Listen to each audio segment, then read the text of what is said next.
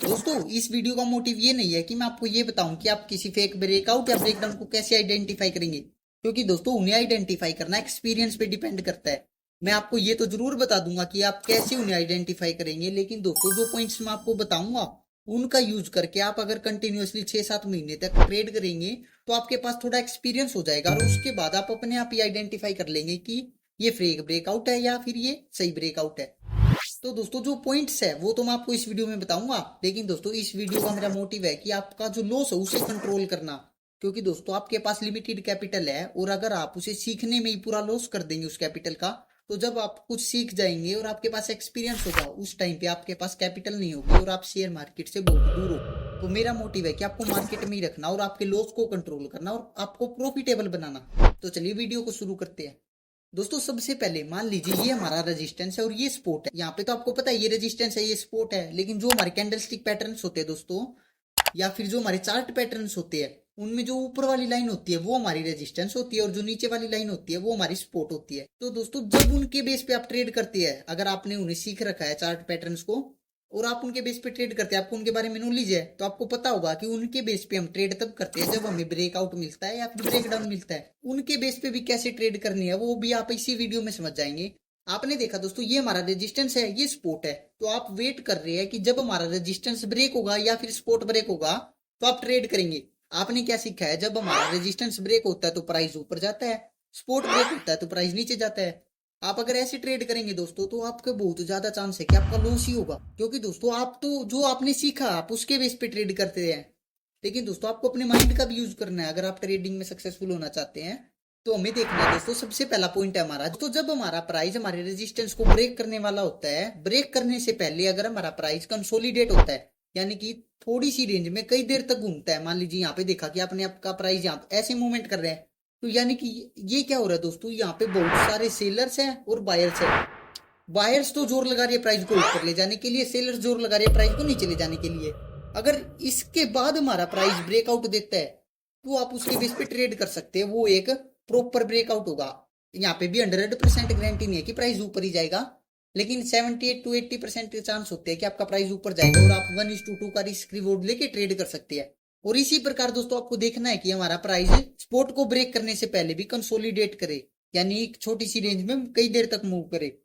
तो चलिए जो हमारा सेकंड पॉइंट है उसे समझते हैं। दोस्तों हमारा सेकंड पॉइंट है वॉल्यूम। वॉल्यूम के बेस पे आप कैसे आइडेंटिफाई करेंगे कि ये फेक ब्रेकआउट है या फेक ब्रेकडाउन है। दोस्तों जिस कैंडल ने यहाँ पे ब्रेकआउट दिया है आपको देखना है कि उस पर्टिकुलर कैंडल पर जो वॉल्यूम है पिछली कुछ कैंडल्स के मुकाबले या जो कैंडल्स है उसके एवरेज के मुकाबले ज्यादा होना चाहिए। अगर उस पर्टिकुलर कैंडल पर बहुत ज्यादा वॉल्यूम है तो ये आप एक्सपेक्ट कर सकते हैं कि प्राइस ऊपर जाएगा, क्योंकि ये एक जेन्युइन ब्रेकडाउन है।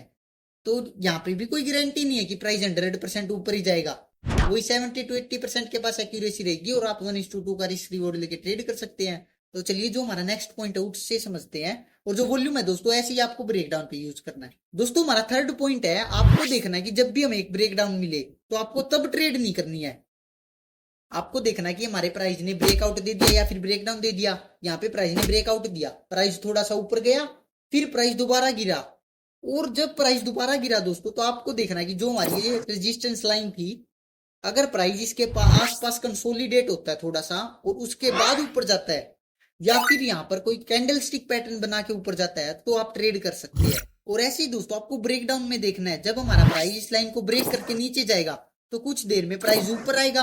ऊपर आने के बाद अगर हमारा प्राइस इस सपोर्ट के पास कंसोलिडेट करके नीचे जाता है या फिर यहाँ पे कोई कैंडल स्टिक पैटर्न बना के नीचे जाता है तो आप ट्रेड कर सकते हैं। मैंने आपको ये तीनों पॉइंट तो बता दिए।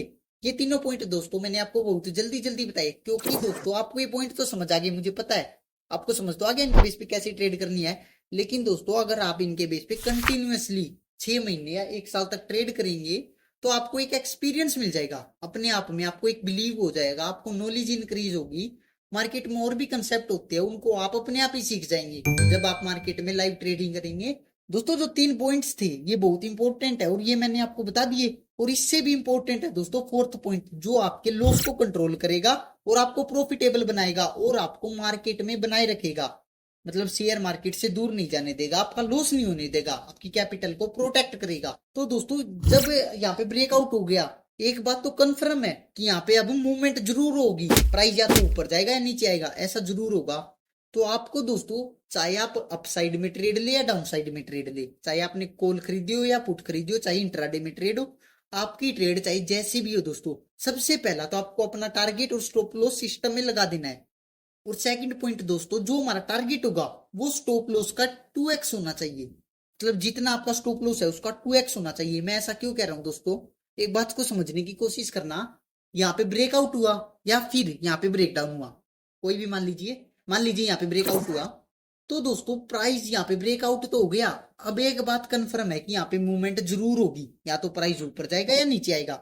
कोई 1 या 2% चांस होते हैं कि प्राइस यहाँ पे भी कंसोलिडेट कर दे, अदरवाइज यहाँ पे मूवमेंट जरूर होगी। अब मान लीजिए आपको कुछ भी नहीं आता, तो भी दोस्तों या तो प्राइस ऊपर जाएगा या नीचे जाएगा। आपने चाहे जिस भी डायरेक्शन में ट्रेड लिया, आपके 50% चांस है कि आपका प्रॉफिट होगा। उस केस में दोस्तों आपका जो टारगेट है वो डबल है, और जो स्टॉप लॉस है वो सिंगल है। मतलब या तो 1 रुपए का लॉस हो जाएगा या 2 का प्रॉफिट हो जाएगा। अगर आपकी एक्यूरेसी दोस्तों 50% भी रही, जो कि रैंडम ट्रेड्स में होती है हमारी, अगर आपकी एक्यूरेसी 50% भी रही दोस्तों, तो जब आपको प्रॉफिट तो डबल होगा, लॉस हाफ होगा, तो उस केस में दोस्तों आप प्रॉफिट में ही रहेंगे। मैं जो कहना चाह रहा हूँ आप समझ गए होंगे। तो दोस्तों, यहाँ पे ये एक ऐसा पॉइंट होता है जहां पे मूवमेंट होती है। अगर आप फेक ब्रेकआउट या फेक ब्रेकडाउन को भी ना आइडेंटिफाई कर पाए दोस्तों, तो भी कोई घबराने वाली बात नहीं है। अगर आप ऐसे भी ट्रेड करेंगे तो भी आप एक सक्सेसफुल ट्रेडर बन सकते हैं। तो अगर वीडियो पसंद आई है तो लाइक एंड शेयर जरूर करें, एंड थैंक्स फॉर वॉचिंग।